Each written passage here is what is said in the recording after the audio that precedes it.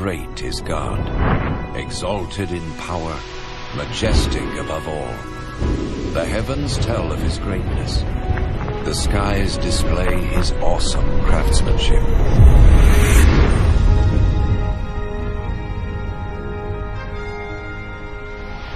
Day after day they continue to speak. ప్రభునామంలో మీ అందరూ కూడా వందనాలు. దేవుడిచ్చిన అవకాశం ఉండగా దేవాతి దేవునికి మహిమ ఘనత ప్రభావాలు చెల్లిస్తూ ఈ కార్యక్రమం వీక్షిస్తున్నా, అలాగే ఈ కార్యక్రమం సబ్స్క్రైబ్ చేసి మీ ఇష్టాన్ని లైక్ ద్వారా తెలియపరుస్తూ అనేక మంది షేర్ చేస్తున్న మీ అందరూ కూడా యేసునామములో వందనాలు తెలియపరుస్తూ, అలాగే ఇంకెవరైతే ఈ కార్యక్రమాన్ని సబ్స్క్రైబ్ చేసుకున్నట్టు ప్రతి ఒక్కరు కూడా తెలియపరుస్తున్న ప్రభునామం త్వరట వందలు తెలియపరుస్తున్న కార్యక్రమాన్ని సబ్స్క్రైబ్ చేయండి, అనేక మందికి షేర్ చేయమని తెలియపరుస్తున్నా. అలాగే చాలామంది తెలియపరిచిన రీతిగానే వారి యొక్క ప్రార్థన అవసరతలు, వారికి ఉన్న పరిస్థితులను వివరిస్తున్నారు. వాటిని బట్టి మేము భారంగా ప్రార్థన చేస్తున్నాం అని చెప్పడంలో ఎలాంటి సందేహం లేదు. ఎందుకంటే ప్రతి విషయంలో కూడా ఇప్పటికి కూడా ప్రార్థన చేస్తూ ఉన్నాం. అలాగే చాలామంది కార్యాలు కూడా దేవుడు చేశాను తెలియపరుస్తుంది కూడా ప్రభుత్వం స్థుతిస్తున్నాం. ఎందుకంటే ప్రార్థన చేయడం మీ వంతు, కార్యం చిన్న వంతుని ప్రభు తెలియపరిచారు, అందుని బట్టి కూడా ప్రభుత్వం స్థుతిస్తున్నాను. నేటి కార్యక్రమం ద్వారా మరొకసారి మీ ముందుకు రావడానికి ప్రభు సహాయం చేశారు. చేసిన సహాయాన్ని బట్టి ప్రభుని స్తుతిస్తూ ఈ కార్యక్రమంలో మనం ముందుకు వెళ్దాం. ప్రార్థన ద్వారా ఈ కార్యక్రమం ప్రారంభించుకుందాం. మహాపరిశుద్ధుడ, మహోన్నతుడ, కృప కలిగిన దేవ, మీ ఘనమైన శ్రేష్టమైన నామాన్ని బట్టి ప్రార్థిస్తూ ఉన్నాను. దయగల దేవ, నీకు వందనాలు చెల్లిస్తున్నాను. మరొక అవకాశం ఇచ్చారు. ఈ అవకాశం ద్వారా తండ్రి వర్డ్ ఆఫ్ సాల్వేషన్ ఈ కార్యక్రమం ద్వారా ముందుకు వెళ్ళడానికి సహాయం చేశారు. ఇచ్చిన ఈ అవకాశాన్ని బట్టి కూడా మీకు వందనాలు చెల్లిస్తూ ఈరోజు ఈ కార్యక్రమంలో ప్రభు మాట్లాడేది మీరు, నాతో మాతో మా పరిస్థితితో మీరు మాట్లాడి మీరు మహిమ పొందమని యేసునామములో అడుగుచున్నాము తండ్రి, ఆమేన్. దేవునామానికి మహిమ కలుగును గాక. ప్రియులారు ఎలా ఉన్నారు? మీరు అందరూ కూడా క్షేమంగా ఉన్నారని నేను తలుస్తున్నాను. ఎందుకంటే క్షేమాన్ని కోరుతూ ఉన్నాను. అలాగే మీరు అందరి కొరకు కూడా నేను ప్రార్థన చేస్తూ ఉన్నాను. అలా మీరు నా కొరకు కూడా మీరు ప్రార్థన చేస్తూ ఉన్నారు. అందరి కొరకు నేను సంతోషిస్తూ ఉన్నాను. అలాగే మరొకసారి మీ ముందుకు రావడానికి ప్రభు సహాయం చేశారు. అలాగే నేను అంతకుముందే వీడియో చేయాలి, కానీ కొన్ని అన్నమాట నేను కొన్ని ఊర్లు వెళ్ళడం జరిగింది, దానివల్ల చేయలేకపోయాను. ఆయన మరొకసారి మీ ముందుకు రావడానికి ప్రభు సహాయం చేశారు. అలాగే ఈరోజు మనం ధ్యానించిపోయే అంశం ఏంటంటే నిద్ర పట్టకపోవడానికి కారణాలు. $1 ప్రశ్న అయిపోతుంది. మనిషిని వేధించేది, బలహీనపరిచేది, అర్థంతరంగా చంపేది నిద్ర పట్టకపోవడం. మీకు విచిత్రం అనిపించవచ్చు ఇలానే మాట్లాడుతుంటే, నిద్ర పట్టకపోతే చచ్చిపోతాం మనకి. అవును, నిద్ర లేని సమస్యలు మనకి ఊబకాయం అంటే రక్తపోటు, గుండెకి సంబంధించిన వ్యాధులు తలెత్తుతాయి. కాబట్టి మనిషికి కనీసం నిద్ర కావాలి. అది కూడా క్రమమైన సమయంలో నిద్రపోవడం నేర్చుకోవాలి. క్రమమైన పద్ధతులు నిద్రపోవడం ఎలా పడితే అలా కాదు, ఒకరోజు ఒక టైమింగ్, ఒకరోజు ఒక టైమింగ్ కాదు. అలాగే నిద్రపోయేటప్పుడు చాలామంది అప్పుడే భోజనం చేసి అప్పుడే పడుకుంటారు. మరి ముఖ్యంగా మన క్రైస్తవులకి, అలాగే సేవకులు, మాకు కూడా అంతే. ప్రార్థన జరుగుతాయి, అప్పుడే భోజనం చేయడం, ఇంటికి వెళ్ళి పడుకోవడం, లేకపోతే ఇంటికాడ అప్పుడు లేట్గా వెళ్ళడం, 11 గంటలు 12 గంటల అప్పుడు తినేసి పడుకోవడం. ఇవన్నీ కూడా కొన్ని అనారోగ్యాలకు కారణం. నిద్రకి ఆహారం తీసుకోవడానికి కనీసం 3 గంటల వ్యవధి గ్యాప్ ఉండాలంట. శాస్త్రవేత్తలు చెప్తున్నారు 3 గంటల వ్యవధి గ్యాప్ ఉండాలన్నమాట, సమయం ఉండాలి భోజనం చేసి నిద్రపోవడానికి. ఇలా భోజనానికి ముందు 3 గంటల ముందు భోజనం చేసిన తర్వాత నిద్రకి మనం సిద్ధపడాలి. ఇలా కానిచో అది చాలా వ్యాధులు తలెత్తుతో ఊబకాయం, ఏమండి నిద్రలేమి, బద్ధకం, సోమర్థనం వస్తుంది. ఎక్కువగా నిద్రపోవడం కూడా తప్పే. ఎక్కువగా నిద్రపోవడం కూడా తప్పే. ఎందుకు పని కావడం అవుతే ఎక్కువగా నిద్రపోతే. అప్పుడే పుట్టిన పిల్లలని 18 గంటలు నిద్రపోవాలి. చిన్నపిల్లలు అయితే 11 గంటలు, టీనేజర్స్ అయితే 10 గంటలు, లేక పెద్దవాళ్ళు అయితే 8 గంటలు నిద్రపోతే సరైన ఆరోగ్య పరిస్థితులు ఉంటుంది. అలాగే నిద్రపట్టకపోవడానికి కారణాలు ఈరోజు వ్యాపారాలు కానీ, ఉద్యోగాలు, అలాగే ప్రయాణాలు, ఎక్కువ నైట్ బిజినెస్ ఎక్కువైపోయినాయి. పూర్వకాలంలో అయితే 6-7 గంటలకి అందరూ కూడా నిద్రకి సిద్ధపడేవారని, నిద్రపోయేవారని, ఉపక్రమించేవారని తెలియపరిచారు. కానీ ఈరోజు చూస్తే 12 అయినా 1 గంట అయినా 2 అయినా తెల్లవారులు తిరుగుతూనే ఉంటాయి వాహనాలు, మనుషులు కూడా తెల్లవారు తిరుగుతూనే ఉంటారు, మెలకుగానే ఉంటారు. ఇవన్నీ కూడా భవిష్యత్తులో చాలా భయంకరమైన శరీర బాధలు అనుభవించాలి సరైన స్థితిలో నిద్రపోవకపోతే. అలాగే నిద్రపెట్టడానికి కొన్ని కారణాలు ఇవైతే కొన్ని కారణాలు భయం, ఆందోళన, వ్యాధులు కూడా కారణాలు, నిద్ర పట్టకపోవడం కారణాలు.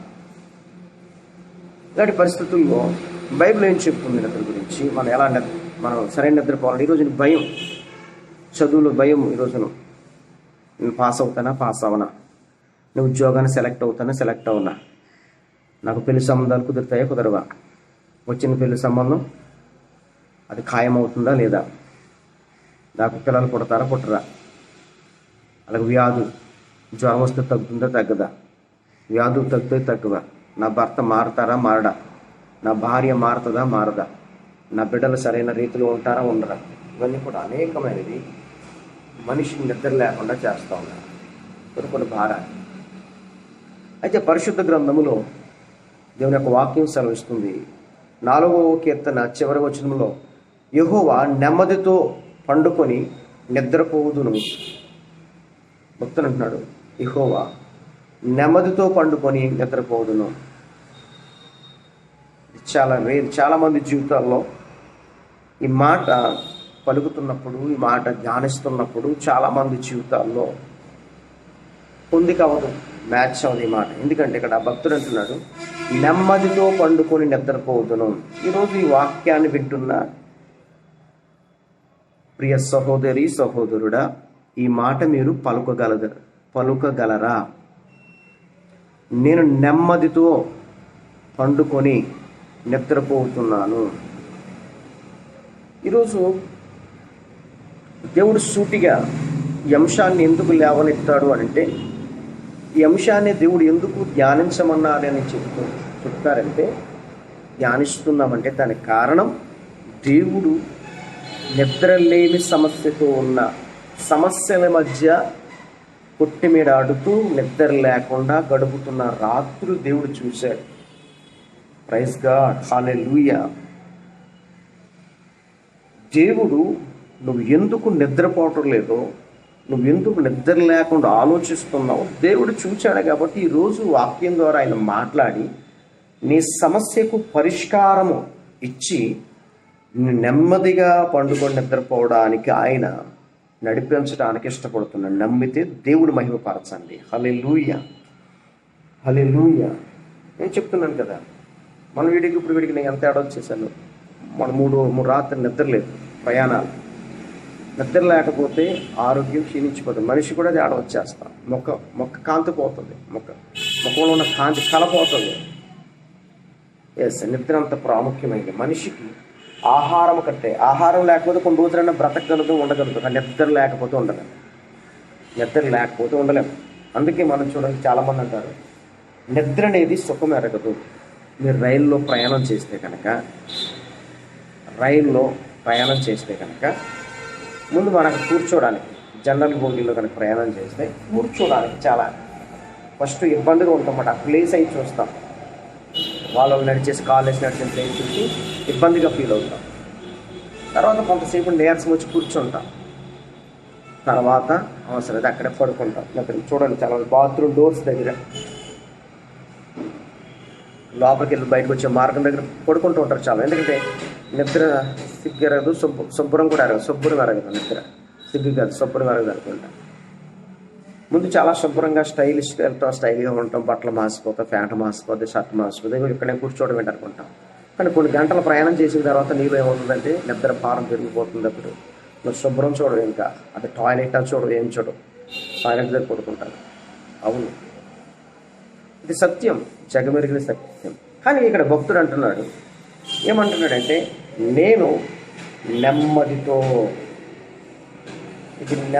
నేను పండుకొని నిద్రపోతాను. ఈరోజు నెమ్మదితో పండుకొని నిద్రపోయిన రోజులు మీ జీవితంలో ఎంతకాలమైంది అని ప్రశ్నిస్తూ ఉన్నాను ప్రభు పేరట. దానికి కారణం ఏంటి? దానికి కారణం ఏంటి? దానికి కారణం ఏంటి? ఏ భయం మిమ్మల్ని వెంటాడుతుంది? జీవితంలో ఓడిపోతారనా, వ్యాపారంలో నష్టపోతారనా, మీరు వెతుకుతున్న ఉద్యోగం మీకు రాదనా, మీరు ఏ అర్హతలు అయితే కోరుకుంటున్నారో ఆ జీవిత భాగస్వామి మీకు దక్కదనా, ఏ జీవిత భాగస్వామి కొరకైతే మీరు ఎదురు చూస్తున్నారో ఆ జీవిత భాగస్వామి మీకు దక్కదనా, పిల్లల పెళ్లి విషయమా, పిల్లలు ఎలా చేయాలని ఆలోచిస్తున్నారా, నిద్రపోకుండా ఉలిక్కిపడి లేస్తున్నారా? అయితే దేవుడు ఈరోజు మనకు వాగ్దానం ఇవ్వబోతున్నాడు. నిద్రలేని సమస్యతో బాధపడుతున్న మీకు దేవుడు ఒక చక్కటి వాగ్దానం ఇవ్వబోతున్నాడు. నమ్ముడు వారు ప్రైజ్ లాగా చెప్పండి. హల్లెలూయా. 2 చేతులు ఎత్తి ప్రభువుని స్తుతించండి. ప్రభువుని స్తుతించండి. 2 చేతులు ఆకాశం వైపు చాపి ప్రభువుని ఘనపరచండి. ఈరోజు మీలో ఉన్న నిద్ర లేమి కారణం, మీకు నిద్ర పట్టకపోవడానికి కారణం, మీకు నిద్ర పట్టకుండా పీడిస్తున్న ఆ భయంకరమైన పరిస్థితి, కారణమైన ప్రతి పరిస్థితిని కూడా దేవుడు ఈరోజు మీలో తీసివేసి మీకు సుఖ నిద్ర దయచేయబోతూ ఉన్నాడు. హల్లెలూయా. నేను చెప్పే అంశం మీకు చాలా సిల్లిగా తీసుకోవచ్చు, ఇది చిన్న అంశంగా ఉండొచ్చు, కానీ ఈ రోజున ప్రియులారా, ఈరోజు మీరు చూస్తున్నారు ఇది చాలా సిల్లిగా ఉండొచ్చు మీకు కామెడీ, కానీ ఈరోజు ఇదే సమస్యతో చాలామంది అర్ధంతరంగా చనిపోతున్నారు. గుండె వ్యాధులు వస్తున్నాయి, చాలామంది నిద్ర లేకపోవడం, ఊబకాయం, అకస్మాత్తుగా వారి శరీరం పెరిగిపోతూ ఉంది అండి. బీపీ, రక్తపోటు, ఈ రోజున చాలామందికి రక్తపోట్లు ఎందుకు పెరుగుతున్నాయంటే నిద్ర లేకపోవడం, ఆలోచనలు ఎప్పుడు కూడా నిరంతరం ఆలోచిస్తూనే ఉన్నారు. వాళ్ళు భవిష్యత్తు గురించి పరుగులు ఎడతానే ఉన్నారు. మానవుడు అసలు ఈ లోకంలోకి వచ్చిన పరిస్థితి మర్చిపోయి ఈ లోకంలో, ఈ కార్పొరేట్ లైఫ్లో ఒకరి వెనకాల ఒకరు చూసి పరుగులెట్టడమే నేర్చుకున్నారు తప్ప జీవించడం నేర్చుకోలేదు. ఈరోజు మానవుడు జీవితముగానే జీవించడం నేర్చుకోలేదు. ఈ రోజున పరుగులెట్టడం నేర్చుకున్నాడు. ఒకరిని చూసి వాళ్ళకంటే ఎక్కువ నేను సంపాదించాలి, వాళ్ళకంటే ఎక్కువగా నేను సంపాదించాలి, వారికంటే ఎక్కువసేపు నేను కష్టపడాలి, వారికంటే ఎక్కువ డబ్బు నేను సంపాదించాలి, బంగారాన్ని సంపాదించాలి, వారికంటే పెద్ద బంగ్లా కట్టుకోవాలి, వారికంటే పెద్ద కారు నేను కొనుక్కోవాలి, వారికంటే మోడర్న్ బైక్ నేను కొనుక్కోవాలని చెప్పేసి ఈరోజు లైఫ్ను కూడా కమర్షియల్గా మీరు చూడొద్దు. దేవుడిచ్చిన ఆరోగ్యాన్ని మీరు కాపాడుకోండి, దేవుడిచ్చిన దీర్ఘాయుని మీరు కాపాడుకోండి, దేవుడిచ్చిన ఆయుష్ని మీరు కాపాడుకోండి. అర్థంతరంగా మీ జీవితాన్ని మీరు పాడు చేసుకోవద్దు. లక్షలాది రూపాయలు హాస్పిటల్కి, మందులకి మీరు పోయవద్దు. మీ ఆరోగ్యం మీ చేతిలోనే ఉంది. మనం చూస్తూ ఉంటాం. ఎస్తేరు గ్రంథం 6వ అధ్యాయం 1వ వచనంలో రాజుగారికి నిద్ర పట్టలేదంట, ఎందుకంటే ఆయన మీద రాజ్యభారం ఉంది. ఆ రోజు ఎందుకు నిద్ర పట్టలేదు కాబట్టి ఆ రోజు తన యొక్క రాజ్య సమాచార యొక్క గ్రంథాన్ని తెచ్చుకుని చదవమన్నాడట రాజుగారు. నిజమే. ఈరోజు చాలామంది రాజ్య భారాలు, కుటుంబ భారాలతో నిద్ర పట్టకపోవడం ఈరోజు నేను చూస్తూ ఉన్నాం. చాలామంది నిద్ర లేదు, చాలామంది నిద్ర పట్టక మంచాల మీద దుల్లుతూ ఉంటారు, అటు ఇటు ఆలోచిస్తూ ఉంటారు. కొంతమంది వెళ్ళి హాల్లో టెర్రస్ మీద వెళ్ళి కూర్చొని ఆలోచిస్తూ ఉంటారు. దీనికి కారణం ఏంటి? నువ్వు సుఖంగా పండుకొని నిద్ర పట్టుకోవడానికి కారణం ఏంటి? రాజ్యభారమా? అంటే నీ కుటుంబం మీద భారమా? నీ కుటుంబంలో ఉన్న సమస్యలు కారణమా? అయితే దేవుడు చెబుతున్నాడు, ఈరోజు దేవుడిస్తున్న వాగ్దానం ఏంటంటే, నీవు పండుకొని సుఖంగా నిద్రపోతావు. హల్లెలూయా. ఎన్నో సమస్య అది చూస్తూ ఉన్నాం. యోబు గ్రంథం 7వ అధ్యాయం 4-5 వచనంలో అతను వ్యాధిని బట్టి, యోబు తనకున్న వ్యాధిని బట్టి అతను నిద్రపోతున్నాడట. అతనుకున్న వ్యాధి బట్టి నాకు నిద్ర రావట్లేదని చెప్పేసి అక్కడ యోబు చెబుతున్నాడు అనమాట. 7వ అధ్యాయంలో యోబు గ్రంథం 7వ అధ్యాయం 4-5 వచనాలను చూస్తే, యోబు గ్రంథం 4-5 వచనాలు చూస్తే కనుక చూడండి, 3 నుంచి చదువుతున్నాను చూడండి. ఆశ లేకయే జరుగు నెలను నేను చూడవలసి వచ్చాను, ఆయాసంతో కూడిన రాత్రులు నాకు నియమింపబడి ఉన్నవి. నేను పండుకున్నప్పుడల్లా ఎప్పుడు లేచేదనా, రాత్రి ఎప్పుడు గతించునా అని అనుకుందును. తెల్లవారు వరకు ఇటు అటు పొరలచు ఆయాసపడుదును. నా దేహము పురుగులతోనూ మంటి పెంకెలతోనూ కప్పబడి ఉన్నది, నా చర్మం మాని మరలా పగులుచున్నది. చూసారా ఇక్కడ ఏమంటున్నాడంటే, ఎప్పుడు లేచేదనా, రాత్రి ఎప్పుడు గతించునా అని అనుకుందును. తెల్లవారు వరకు ఇటు అటు పొరలచు ఆయాస పడుతును. యోబు గారికి ఉన్న పరిస్థితి చూడండి. తెల్లవారి వరకు కూడా ఎప్పుడు తెల్లవారుతుంది, రాత్రి ఎప్పుడు గతించిపోతుంది, ఇప్పుడు తెల్లవారుతుందని ఆశపడుతూ అటు ఇటు కూడా పొరలుతూ కూడా అతను ఆయాసపడుతూ ఉన్నాడంట. మీరు సరైన నిద్రపోకుండా, మీ జీవితంలో మీ శరీరాన్ని సరైన నిద్ర ఇవ్వకుండా, మీ అవయవాలకు సరైన నిద్ర ఇవ్వకుండా, విశ్రాంతినివ్వకుండా మీరు ఎప్పుడు తెల్లవారుతుందా, ఎప్పుడు ఈ పరుగు పందెంలో, ఈ కార్పొరేట్ లైఫ్లో, ఉద్యోగ వేట కోసం, అమ్మాయికి అబ్బాయి కోసం, అబ్బాయికి అమ్మాయి కోసం, వివాహ వేటల కోసం, పరీక్షల కోసం, వ్యాపారాల కోసం పరుగులు తీయడానికి సిద్ధపడుతున్నవేమో. ఎస్, నిద్ర లేని జీవితము నీ జీవితాన్ని పతనం చేస్తుంది. నిద్ర లేని బ్రతుకు నేను నాశనం చేస్తుంది. ఇక్కడ చూస్తే అక్కడ వ్యాధి. ఈరోజు వ్యాధిని బట్టి నిద్ర లేకపోతున్నావా? నిద్ర లేదా నీకున్న వ్యాధి, నీకు శరీరంలో ఉన్న ముళ్ళు, వ్యాధులు నేను సరైన నిద్రలో లేకుండా చేస్తున్నాయా? అయితే దేవునికి ఇస్తున్న వాగ్దానం, నువ్వు సుఖముగా పండుకుని నిద్రపోతావు. హల్లెలూయా. దేవుడు ఇస్తున్నాడు, వాగ్దానం ఇస్తూ ఉన్నాడు. నువ్వు సుఖంగా పండుకుని నిద్రపోతావు. దేవుడు ఇస్తున్న వాగ్దానం అది. ఎందుకనంటే కీర్తన 3వ కీర్తన 5వ వచనంలో అంటున్నాడు, యెహోవా నాకు ఆధారము, కావున నేను పండుకొని నిద్రపోయి మేలుకొందును. ఇప్పుడు చెప్పండి, హల్లెలూయా. భక్తుడు ఎందుకు ఆయన సుఖంగా పండుకొని నిద్రపోతానంటున్నాడంటే, మీరు అనుకోవచ్చు ఆయనకి సమస్యలు లేవేమో. నాకు చాలా సమస్యలు ఉన్నాయి, నాకు చాలా అప్పులు ఉన్నాయి, నాకు చాలా బాధలు ఉన్నాయి, నా కుటుంబ భారం నా మీద ఉంది, నా బిడ్డల భారం నా మీద ఉంది, ప్రతి సమస్యకి నేనే పరిష్కరించుకోవాలి, నాకు ఎవరు వెనక ముందు లేరు. కానీ ఇక్కడ పలికిన దావీదు గారికి ఎవరు లేరేమో, దావీదు గారికి ఎలాంటి సమస్యలు లేవేమో, అలాంటి పరిస్థితులు ఆయనకి లేవేమో. అందుకే ఆయన ఏమంటున్నాడంటే, నేను నిద్రపోతాను అంటున్నాడు అనుకోవచ్చు. కానీ దావీదు మహారాజు ఎలాంటప్పుడు మాట్లాడుతున్నాడంటే, అబ్షలోము అనే తన కుమారుడు దావీదు గారు బ్రతుకుండగానే ఆయన మీద దాడి చేయడానికి, ఆయన చంపి ఆ రాజ్యం మీద రాజు అవ్వడానికి ప్రయత్నం చేస్తున్నప్పుడు మాట్లాడుతున్న మాటలు ప్రియులారివి. ఎంతకన్నా క్షోభ ఇంకోటి ఉంటుందా? ఎంతకన్నా శ్రమ ఇంకోటి ఉంటుందా? ఆ రాజ్యాన్ని అక్కడ విడిచిపెట్టేసి, ఉపపత్నిని అక్కడ విడిచిపెట్టేసి, తన భార్యను తీసుకుని, తన వెంబడిస్తున్న కొంతమంది మనుషులు తీసుకుని, చెప్పులు కూడా లేకుండా ఏడ్చుచు దావీదు కొండలలో, లోయల్లో నివసిస్తున్నప్పుడు రచించిన కీర్తన ఇది. మీరు అనుకోవచ్చు, దావీదుకి సమస్యలు లేవండి, అందుకే ఆయన సుఖంగా పండుకుంటానంటున్నాడు. నాకు చాలా సమస్యలు ఉన్నాయి, నా పరిస్థితి చాలా భిన్నంగా ఉన్నాయి, నేను అప్పుల్లో కూరుకుపోయాను, శోధనలు ఉన్నాను, నా కుటుంబ భారం ఉంది. దావీదుకి అవేమీ లేవేమో. కీర్తన మాట్లాడుతున్నాడే 4వ అధ్యాయం 8వ వచనంలో, ఆ వ్యక్తికి ఎలాంటి సమస్యలు లేవేమో అనుకోవడానికి ఎలాంటి పరిస్థితి లేదు అక్కడ. దావీదు చూస్తే అబ్షలోము చేత తరమబడుతున్నప్పుడు రాసిన కీర్తన. ఎందుకు అతడు నేను పండుకుని సుఖంగా నిద్రపోతానంటున్నాడంటే, ఇక్కడ 3వ అధ్యాయం 5వ వచనంలో, యెహోవా నాకు ఆధారము. హల్లెలూయా. దేవుడు స్తోత్రాలు చెప్పండి. దేవుడు నాకు ఆధారం అంటున్నాడు అక్కడ. దేవుడు నాకు ఆధారము. చూడండి, ఎందుకు అంతగా నిద్రపోతా దావీదేమో నిద్రపోతా అనుకుంటున్నారా? కాదు. అక్కడ చూస్తే యెహోవా నాకు ఆధారము కావున అంటున్నాడు. యెహోవా నాకు ఆధారము కావున, యెహోవా నాకు ఆధారము. ఆయన నిద్ర యొక్క రహస్యం, ఆయన సరైన నిద్ర యొక్క రహస్యం ఏంటంటే, దేవుని ఆధారంగా చేసుకున్నాడంట.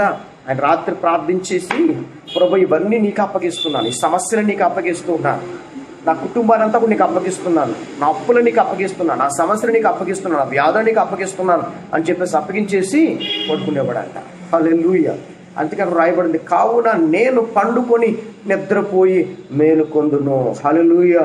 కావున నేను పండుకొని నిద్రపోయి మేలుకొందును. దేవునికి స్తోత్రం. దేవుని ఆధారంగా చేసుకోండి నీ సమస్యలను బట్టి. అందుకే నీవు చింతించడం వల్ల నీ చింత మూరెడు ఇంత ఎక్కువైనను తక్కువైనను చేసుకున్న జాలం దేవుడు చెప్తున్నాడు.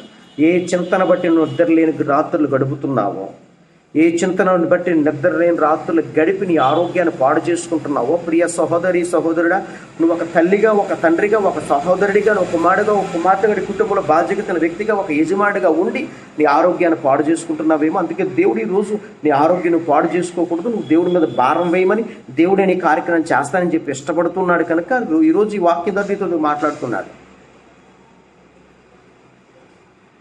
కాబట్టి నిద్ర లేకపోవడం అనేది చాలా ప్రమాదకరం.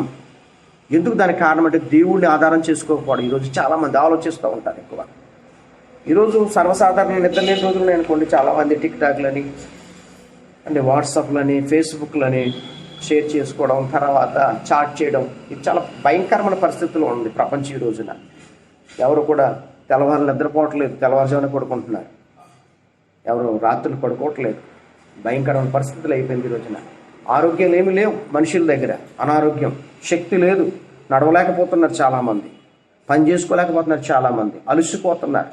అందుకే హాస్పిటల్స్లో రోగులు పెరిగిపోయారు. ప్రతి ఎన్ని హాస్పిటల్ కడితే అన్ని హాస్పిటల్ రోగులతో నింపబడుతున్నారు. ఎందుకంటే సరైన స్థితిలో తిండి తింటలేదు, సరైన స్థితిలో నిద్రపోవడం లేదు. దేవుడిచ్చిన ఆరోగ్యాన్ని పాడు చేసుకుంటున్నారు, దేవుడిచ్చిన అవయవాలు పాడు చేసుకుంటున్నారు కదండి. నిజమే, దేవుడు ఎంత మనకి ఫ్రీగా ఇచ్చేది ఇవన్నీ కూడా ఉచితంగా. ఆక్సిజన్ మనం పీలుస్తూనే బ్రతుకుతాం. అదే కనుక మీరు హాస్పిటల్ ఐసీయూలో ఉండి ఆక్సిజన్ పెట్టాలంటే రోజుకి 25,000 అవుతుంది.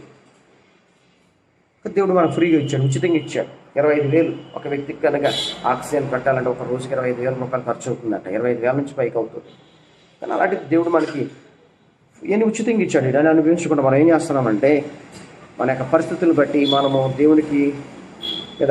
దేవుడి మీద మనం భారం వేయకుండా, దేవుడి మీద మనం ఆధారపడకుండా మన ఇష్టానుసారంగా జీవించి సమస్యలు మనం కొని తెచ్చుకుంటున్నాం ప్రియులారా.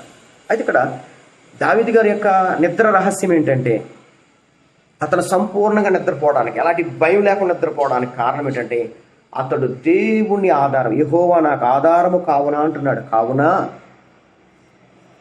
సరే ఏమంటే దావీదు గారు మీ తమ్ముడు మిమ్మల్ని బ్రతికుండగానే మేము తౌరుతూ ఉన్నాడు కదా, మీకు కుమారుడు, క్షమించండి తమ్ముడు కాదు, కుమారుడు అబషలోము, అరే కొడుకే మిమ్మల్ని చంపేయాలని ఆయన మిమ్మల్ని వెంబడిస్తున్నప్పుడు, తరుగుతున్నప్పుడు మీకు భయం లేదా, బాధ లేదా, తండ్రి మనసు కాదా, మిమ్మల్ని క్షోభిస్తాం లేదా అంటే ఉన్నాయి, అన్నీ ఉన్నాయి దావీదు. మీలాంటి మనిషే దావీదు, నాలాంటి మనిషే దావీదు, మనలాంటి మనిషే దావీదు, మనలాంటి స్పందించే హృదయం ఆయనకుంది, మనలాంటి కష్టాలు ఆయనకున్నాయి, మనలో ఉన్న శ్రమ ఆయనకున్నాయి. కానీ అతన్ని ఎవరిని ఆధారం చేసుకున్నాడంటే యెహోవాని, దేవుణ్ణి ఆధారం చేసుకున్నాడు. కనుక అతను ఏమంటున్నాడంటే, నేను పండుకొని నిద్రపోయి మేలుకొందును. హల్లెలూయా.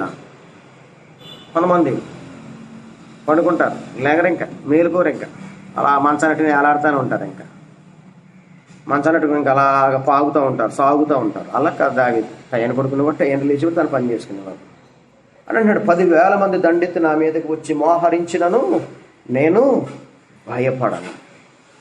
ఎందుకు భయపడిపోతాను? ఒక మనిషిని చూసి భయపడిపోతారు.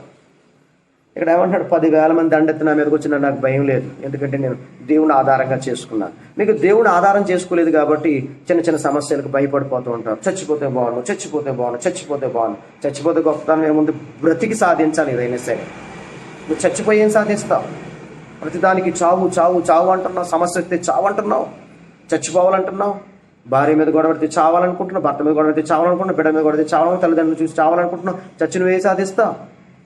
ధైర్యంగా ఉండాలి. ధైర్యంగా ఉండాలంటే నువ్వు దేవుడిని నువ్వు ఆధారం చేసుకోవాలి, దేవుడి మీద నువ్వు ఆధారపడాలి. ఇప్పటి వరకు కూడా నీకు చదువు మీద ఆధారపడ్డావేమో, నీ ఉద్యోగం మీద ఆధారపడ్డావేమో, నీ రాబడి మీద ఆధారపడ్డావేమో, నీ ఆరోగ్యం మీద ఆధారపడ్డావేమో, నీ స్నేహితుల మీద ఆధారపడ్డావేమో, అధికారి మీద ఆధారపడ్డావేమో. అయితే ఇప్పుడు ఈరోజు దావీదుని చూసి మీరు నేర్చుకోవాల్సింది ఏంటంటే దేవుడి మీద ఆధారపడడం నేర్చుకోండి.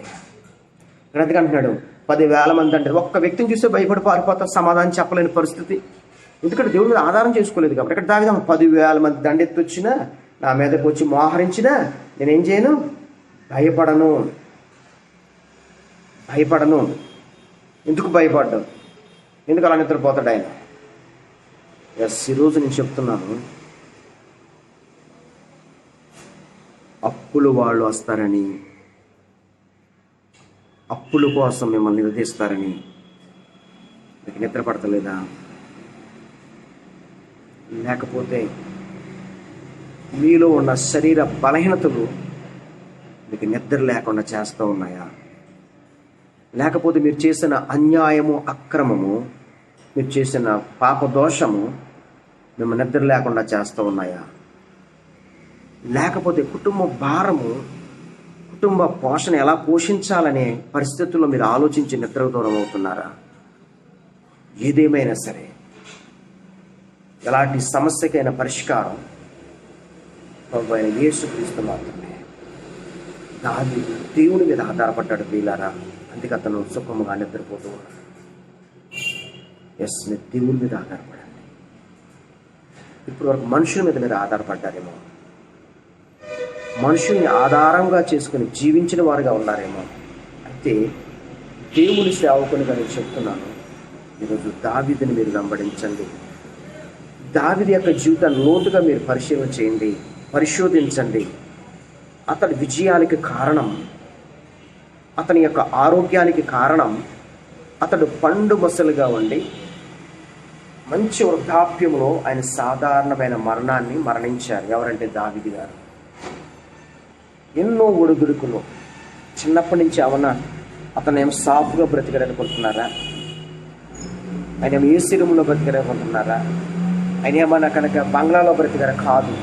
చిన్నప్పటి నుంచి కూడా గొర్రెల కాపరిగా, గొర్రెల మంద దగ్గర బ్రతికిన వ్యక్తి, తర్వాత రాజుగా ఎన్నో కష్ట నష్టాలు అనుభవించిన వ్యక్తి దావీదు గారు. అంత వృద్ధాప్య వరకు బ్రతకడానికి కారణం ఏంటంటే ఆయన దేవుని మీద ఆధారపడి. మీరు ఎలాంటి సమస్య అయినా సరే మీరు మోకరించి ప్రార్థన చేయండి. ప్రభువా, నాకు నిద్ర పడతలేదు నాయన, నాకు సుఖ నిద్ర దయచేయండి.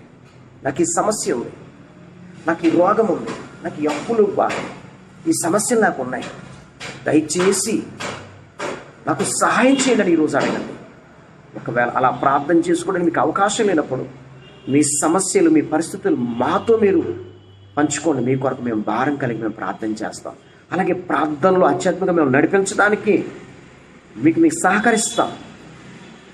మీ యొక్క పరిస్థితుల్లోంచి మిమ్మల్ని బయటికి తీసుకురావడానికి మేము ప్రయత్నం చేస్తాం ప్రియులారా. కాబట్టి ప్రతి ఒక్కరూ కూడా దయతో మీ బలహీనతలు విడిచిపెట్టేయండి. ప్రభు మీద ఆధారపడండి. ప్రభుని అడగండి, ప్రభువా మీరు నాకు సహాయం చేయండి ప్రభువా, నాకు సహాయం చేయండి ప్రభువా అని మీరు అడగండి. దేవుడు అద్భుతమైన కార్యాలు మీ జీవితంలో చేస్తాడు. దేవుడు అద్భుతమైన కార్యాలు మీ జీవితంలో చేస్తాడు. ఈరోజు అడుగుతారు కదా, దావీదుకి సుఖనిద్ర దయచేస్తే నీకు ఇస్తాడు. ఈరోజు మీరు సుఖంగా నిద్రపోబోతున్నారు. మీకు సుఖనిద్ర దేవుడు ఇవ్వబోతున్నాడు. ఈ రోజున మీ ఆలోచనలన్నీ పక్కన పెట్టండి, మీ బలహీనతలన్నీ పక్కన పెట్టండి, మీ సమస్యలన్నీ పక్కన పెట్టండి. దేవుని ఆధారంగా చేసుకోండి. ప్రభువా మీరే మాకు ఆధారం, మీరు మాకు సహాయం చేయండి అని అడగండి. దేవుడు సమీపంగా ఉన్నాడు. నీ భారము యెహోవా మీద మోపమని అంటున్నాడు, నా మీద మోపండి అంటున్నాడు ఆయన. ఎస్, ఆ కలవరిగిరిలో శిలువలో ప్రభువైన యేసు నీ కోసం, నా కోసం, సర్వలోక మానవ పాప పరిహారార్థమై ఆయన మన భారాలన్నీ కూడా మోసి ఉన్నాడు. ఆయన నీ భారాల నుంచి ఆయన మీకు విడుదల చేసేది ఆయనే. నీ భారాలన్నీ కూడా ఆయన శిలువ మీద మోసాడు. ఇక నువ్వు భారం మోయవలసిన పని లేదు. ప్రభు మీద నువ్వు ఆధారపడటమే. ఈరోజు నాకు కలిపి ప్రార్థన చేస్తారా? ఎలాంటి వ్యాధి అయినా సరే, ఎలాంటి సమస్య అయినా సరే, ఎలాంటి పరిస్థితి అయినా సరే దేవుడు వాటి నుంచి మిమ్మల్ని దూరపరిచి ఈరోజు మీకు సుఖనిద్ర దయచేయబోతున్నాడు. ఆమేన్. కలిసి ప్రార్థన చేయండి. మహాపరిశుద్ధుడా, మహోన్నతుడా దేవా, నీ ఘనమైన శ్రేష్టమైన నామాన్ని బట్టి ప్రార్థిస్తున్నాను ప్రభువా. మరొక విలువైన సమయాన్ని నాకు ఇచ్చారు. ఇచ్చిన ఈ సమయాన్ని బట్టి మీకు కృతజ్ఞతాస్తుతులు చెల్లిస్తూ ఉన్నాను. ఈ సమయంలో ప్రభువా అయ్యా మాతో మీరు మాట్లాడారు. ఎంతమంది అయితే ప్రియ సహోదరులు ఆయన నిద్ర లేని పరిస్థితుల్లో ఉన్నారు, నిద్ర పట్టక నాయన భయపడుతూ ఉన్నారు. ఏ పరిస్థితిని బట్టి వారికి నిద్ర రావట్లేదు. అనారోగ్య కారణమేమో, ఆర్థికమైన పరిస్థితి ఏమో, ఉద్యోగ కారణమేమో, వివాహ కారణమేమో, పిల్లలేని కారణమేమో, పిల్లలే కారణమేమో, భర్త కారణమేమో, భార్య కారణమేమో, వ్యాపారమే కారణమేమో, ఏ కారణమైన వారు నిద్ర లేకుండా ప్రభు గడుపుతున్నారు నాయన. ఇప్పుడే తండ్రి ఎవరైతే విశ్వసించి ప్రార్థనలు ఏకీభవిస్తున్న వారి జీవితంలో గొప్ప కార్యములు జరిగించండి నాయన.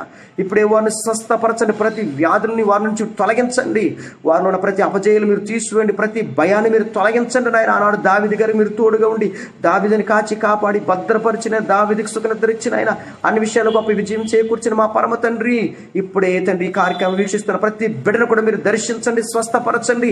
వారి జీవితంలో గొప్ప నాయన సుఖవంతమైన ప్రభువా చక్కటి నిద్ర జీవితాన్ని వారికి దయచేసి మీ కాపుదలతో నింపమని, మీరు మహిమ పొందమని యేసుక్రీస్తు సర్వాధికారం కలిగిన నామములో ప్రార్థన చేసి వేడుకొనుచున్నాము తండ్రి.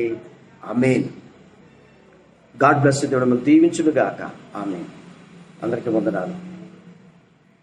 ఖచ్చితంగా దేవుడు మీ జీవితంలో అద్భుతమైన కార్యాలు చేస్తాడు.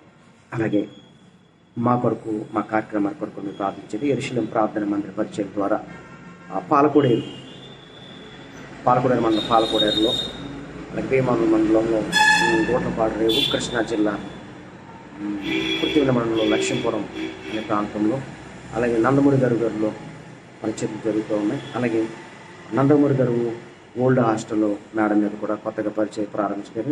ఇది జెరూసలేం వర్షిప్ సెంటర్. ఇది ఆదివారం ఉదయం 8 గంటలకు ఆరాధన ప్రారంభించబడుతుంది. అలాగే యవనస్తుల కూడికలు, సండే స్కూల్ పరిచర్లు ఈ పరిస్థితుల ద్వారా ముందుకు వెళ్తూ ఉన్నాం.